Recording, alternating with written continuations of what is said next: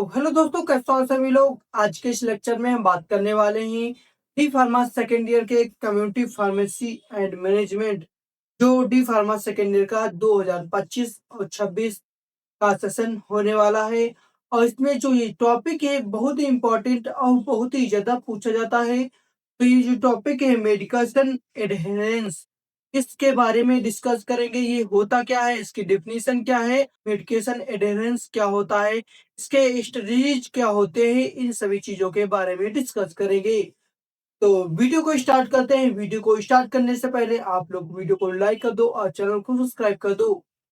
तो बिना देर किए चलो चलते हैं अपने टॉपिक पर। यहाँ पर देख लीजिए, मेडिकल मेडिकेशन एडहेरेंस। तो मेडिकेशन एडहेरेंस क्या होता है, यहाँ पर ये हेडिंग बहुत ही मस्त और बहुत ही सटीक रूप से पड़ी हुई है। तो मेडिकेशन एडहेरेंस का मतलब है कि डॉक्टर द्वारा बताई गई सही मात्रा में मेडिसिन सही टाइम पर और सही तरीके से उस लेना, उसे ही मेडिकेशन एडहेरेंस कहलाता है। तो कहने का मतलब यह है कि मेडिकेशन एडहेरेंस वह होता है, वह चीज है, वह मतलब है जिसमें डॉक्टर के द्वारा, फार्मासिस्ट के द्वारा या किसी नर्स के द्वारा बताए गए मेडिसिन को टाइम पर, सही डोज में, सही ड्यूरेशन में, इन सभी चीजों को पालन करना ही मेडिकेशन एडहेरेंस कहलाता है। ठीक है। नॉन मेडिकेशन एडहेरेंस क्या होता है, यहाँ पर देख लीजिए। नॉन मेडिकेशन एडहेरेंस यानी कि डॉक्टर द्वारा बताए गए मेडिसिन को सही टाइम पर, सही डोज में, सही ड्यूरेशन में नहीं लेना, उसे नॉन मेडिकेशन एडहेरेंस कहलाता है, उसे कहते हैं। तो आप लोगों को ये समझ में आ गया होगा कि मेडिकेशन एडहेरेंस क्या होता है एंड नॉन मेडिकेशन एडहेरेंस क्या होता है।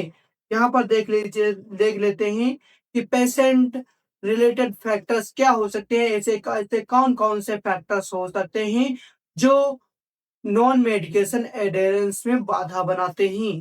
तो सबसे पहला जो हमारा फैक्टर है पेशेंट, यानी कि कौन पेशेंट जो है, ऐसे कौन से पेशेंट द्वारा कमियां हो सकती हैं जो पेशेंट उसे पालन नहीं कर पाता है। ठीक है। जैसे कौन कौन से फैक्टर हैं। तो पहली बात है, पहला है कि ड्रग भूल जाना। वही पेशेंट है ड्रग खाना ही भूल जाता है, तो ये आपका पेशेंट रिलेटेड फैक्टर्स हो गया सबसे पहला। और डिजीज को गंभीर ना समझना, कोई बीमारी है उसको हल्का फुल्का ले लेना और सही टाइम पर दवा ना खाना, ये में पेशेंट रिलेटेड फैक्टर्स है। तीसरा नंबर, अशिक्षित जानकारी की कमी। जो अशिक्षित पेशेंट होते हैं जिनको जानकारी नहीं है, उनकी वजह से ये पेशेंट यानी ये फैक्टर्स हो सकता है। बुजुर्ग, उम्र या मानसिक समस्या। कोई बुजुर्ग आदमी है या फिर उसे कोई मानसिक यानी कि मेंटल प्रॉब्लम है, मेंटल डिसीज है, तो उसकी वजह से ये भी हो सकता है। नशे की आदत यानी कि अल्कोहल या टोबैको या किसी प्रकार का कोई भी नशा कर रहा है, तो उसकी वजह से ये फैक्टर्स हो सकता है। उसके बाद थेरेपी रिलेटेड फैक्टर्स यानी कि जो उपचार है, ट्रीटमेंट है, उसके रिलेटेड क्या फैक्टर्स हो सकते हैं। ड्रग की संख्या ज्यादा होना। जो ड्रग की संख्या है जो ड्रग की संख्या है वो ज्यादा होने की वजह से एकदम से जी घबरा जाएगा। इतनी सारी दवाइयाँ कौन खाएगा, कौन, बहुत ही मन बेकार हो जाता है। उसकी वजह से भी ये हो सकता है। बार बार ड्रग लेने जाना पड़ना, कोई कोई ड्रग है बार बार लेने जाना पड़ रहा है, तो उसकी वजह से जो थेरेपी है, जो ट्रीटमेंट है, उसकी वजह से ये फैक्टर्स हो सकता है। और साइड इफेक्ट का डर, अगर किसी को साइड इफेक्ट का डर है तो उसकी वजह से भी ये हो सकता है। ठीक है। मेडिकेशन का स्वाद जो है, वो टेस्ट है, वो खराब होने की वजह से भी ये हो सकता है। लॉन्ग टाइम तक ट्रीटमेंट चलना, जो लॉन्ग टाइम तक जैसे बीमारियां हैं, कुछ डिजीज हैं, लॉन्ग टाइम तक उनका ट्रीटमेंट चलता है, उसकी वजह से ये हो सकता है। जैसे आपका टीबी हो गया और बीपी की दवाई हो गई, शुगर की हो गई, ये सभी डायबिटीज वगैरह है। इन सभी चीजों की लॉन्ग टाइम तक जिंदगी भर चलती है, टीबी को छोड़कर। इन सभी चीजों की वजह से भी ये हो सकता है। डिजीज रिलेटेड फैक्टर्स यानी कि हमारी बीमारी से रिलेटेड क्या फैक्टर्स हो सकते हैं, यहाँ पर देख लेते हैं। और सिम्पटम्स दिखाई ना देना, जैसे कोई सिम्पटम्स कोई बीमारी है, उसके सिम्पटम्स दिखाई नहीं देने देते हैं, उसकी वजह से जो है डिजीज रिलेटेड फैक्टर्स हो सकता है। आपने 2-4 दिन दवाई खाई और उसके बाद सिम्पटम्स उसके नहीं दिख रहे हैं, तो आपको सही लग रहा होगा भाई आप अब हम बिल्कुल ठीक हो चुके हैं। तो उसकी वजह से ये जो सिम्पटम्स हैं नहीं दिखाई देते हैं, तो वो डिजीज रिलेटेड फैक्टर्स हो जाएगा।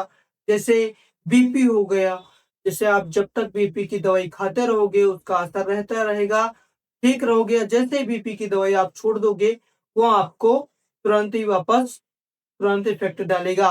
और यहाँ पर डायबिटीज़, डायबिटीज़ भी एक ऐसी बीमारी है, जब तक आप दवाई खाओगे तब तक आप सही रहोगे। अगर डायबिटीज़ की दवाई बंद कर दोगे खाना, फिर भी बीमार हो जाओगे।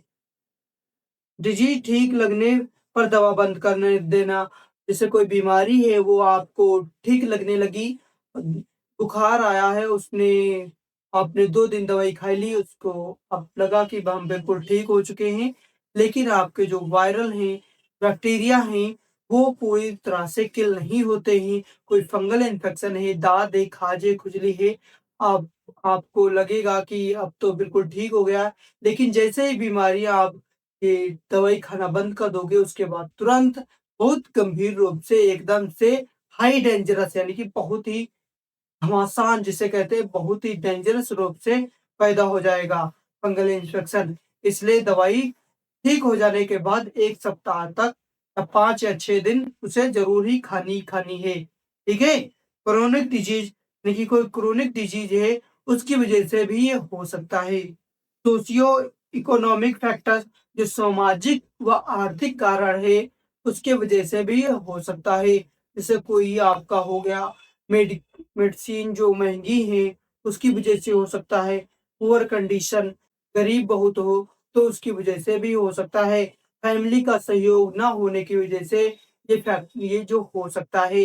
दूर अस्पताल, दवा उपलब्ध ना होना, जैसे कोई दूर अस्पताल है और जो है दवाई आपकी चुक गई है, अब लेने जाना पड़ रहा है, तो उसकी वजह से भी हो सकता है। ठीक है? उसके वजह से उसके बाद जो 5 number health care system related factors, जो हेल्थ यानी कि स्वस्थ प्रणाली से जुड़े कारण, कि जो हेल्थ से जुड़े जो कारण है उसकी वजह से भी क्या हो सकता है। डॉक्टर और पेशेंट के बीच सही संवाद ना होना, जो पेशेंट और डॉक्टर के बीच में सही आपसी जो नहीं होने की वजह से भी हो सकता है। उसके बाद डॉक्टर द्वारा सही सलाह ना देना, डॉक्टर जो है या फार्मासिस्ट है वो सही रूप से सलाह नहीं दे पाता है पेशेंट को, उसकी वजह से भी ये हो सकता है। फ़ॉलो अप की कमी, पेशेंट जो है बताता है कि इस चीज़ को आप फ़ॉलो करिए, इन-इन चीज़ों को आप नहीं खाना है, लेकिन आप उसे फ़ॉलो नहीं कर रही हैं। तो आपको जैसे आपको आलू नहीं खाना है, मसालेदार भोजन आपको नहीं खाना है, इन सभी चीज़ों को जो है फ़ॉलो करना है, लेकिन आप फ़ॉलो नहीं कर पा रही हैं, तो उसकी वजह से ये आप हो सकता है। टाइम की कमी, आपको भाई टाइम की कमी है, तो उसकी वजह से भी ये हो सकता है। Strategies of overcome in non adherence, जो स्ट्रेटजीज़ होती है, वो क्या-क्या हो सकती हैं नॉन एडहेरेंस की, ठीक है? पेशेंट एजुकेशन, जो पेशेंट है, पेशेंट जो मरीज है, मरीज को समझना, जैसे कोई आप यहाँ पर देख लीजिए, सरल भाषा में पेशेंट को ड्रग इम्पोर्टेंस एंड बेनिफिट बताना, जो उसको डॉक्टर या फार्मासिस्ट है, उसको जो है पेशेंट को सरल भाषा में या सरल भाषा में उस दवाई के बेनिफिट्स और महत्व यानी कि इम्पोर्टेंस को बताना, जिससे पेशेंट को लगे कि हाँ हम ठीक हो सकते हैं। उसके बाद ड्रग कैसे, कब और कितने टाइम तक लेनी है, स्पष्ट रूप से समझाना कि ये कौन कितने टाइम और कितने समय और कितनी-कितनी दवाइयाँ आपको लेनी है, इसके बारे में पेशेंट को समझाना। साइड इफ़ेक्ट के बारे में पहले ही जानकारी दे देना, जो साइड इफ़ेक्ट हैं उनके बारे में पहले ही पेशेंट को जानकारी दे देना। सिम्ल सिम्प्लीफाई द थेरेपी, जो ट्रीटमेंट है सरल बनाना, जो पेशेंट का ट्रीटमेंट है वो पूर्ण रूप से सरल बनाना। उसके बाद ड्रग की जो संख्या कम करना, जो ड्रग है उसकी संख्या कम करना, वंस डेली डोज को प्राथमिक देना, जो डोज है उसको वंस डेली यानी कि एक ही डोज रोज प्राथमिक उपचार देना। उसके बाद डोज को कॉम्बिनेशन के अकॉर्डिंग फिक्स कर देना, जो डोज है, जो दवाइयाँ हैं उसको कॉम्बिनेशन के अकॉर्डिंग जो है उसको फिक्स कर दो, ताकि पेशेंट को सिंपली यानी कि जो यानी कि एक ही जो दवाई में उसको डोज को कॉम्बिनेशन के साथ फिक्स कर दो। इससे एक ही दवाई में उसको कई सारे कॉम्बिनेशन मिल जाएँ, ठीक है? उसके बाद तीसरा number improving doctor patient communication, जो जब पेशेंट डॉक्टर है, इम्प्रूव करना है पेशेंट को कम्युनिकेशन के अकॉर्डिंग कि हाँ, पेशेंट को लगे कि अब हम ठीक हो सकते हैं। पेशेंट की शंकाओं को ध्यान से सुनना, जो पेशेंट है वो कोई बताना चाहता है, कोई अपने गुप्ती बात बताना चाहता है, उसकी शंकाओं को नहीं समझ पा रहा है, दोबारा पूछना चाहता है, तो उसकी शंकाओं उसकी शंका है उसको ध्यान से सुनना और उसको समझाना, ठीक है? फॉलो अप विजिट तय करना, जो पेशेंट बताता है उसको बताना, उसको समझाना, उसको फॉलो अप करने के लिए बताना। भरोसा का रिश्ता, जो रिश्ता है बनाना, जो भरोसा है, हाँ, साहस दिलाना कि आप ठीक हो सकते हैं, इतनी दवाई खा लो, आप बिल्कुल ठीक हो सकते हैं, ठीक है? 4 नंबर जो आपका हो गया फैमिली एंड सोशल सपोर्ट, आपको परिवार की तरफ से एंड सामाजिक की तरफ से आपको सपोर्ट मिले, ताकि फैमिली के सदस्य ड्रग लेने के लिए याद दिलाएं। जो फैमिली के लोग हैं, भाई हैं, बहन हैं, माता हैं, पिता हैं, ब्रदर्स हैं, भाई लोग हैं, वो आपको दवा देने के लिए, खाने के लिए आपको याद दिलाएं। ये नॉन एडेरेंस की कम हो सकती है, नॉन एडेरेंस जो है ओवरकम ये कम हो सकती है। बुजुर्ग और बच्चों को विशेष निगरानी रखें, जो बुजुर्ग हैं और बच्चे हैं उनके लिए विशेष निगरानी रखें।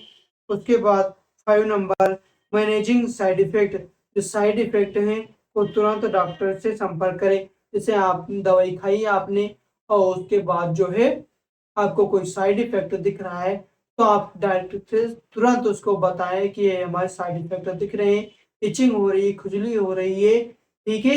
ये हो गए नॉन एडेरेंस के, नॉन एडेरेंस जो है कमियां हो सकती हैं, इनको कम किया जा सकता है।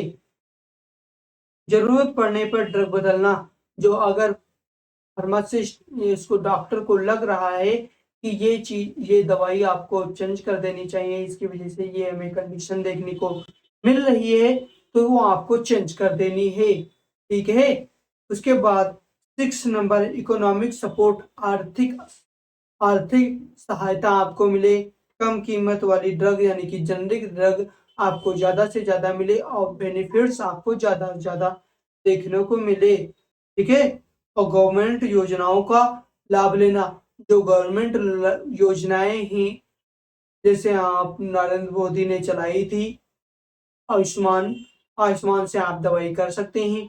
तो गवर्नमेंट जो गवर्नमेंट सर्विसेज हैं, योजनाएं हैं, उसको बेनिफिट्स, उसको लाभ लेना, ताकि आपका जो बजट है वो कम से कम खत्म हो सके। तो इसी के साथ जो हमारा ये टॉपिक है यहीं पर समाप्त होता है। बहुत ही सरल और बहुत ही समझने वाला और बहुत ही सरल टॉपिक था। इसी के साथ ये लेक्चर जो है हमारा समाप्त हुआ। लास्ट तक वीडियो में बने रहने के लिए आपका धन्यवाद। मिलते हैं नेक्स्ट टॉपिक में नए लेक्चर के साथ। अब जय हिंद, जय भारत दोस्तों।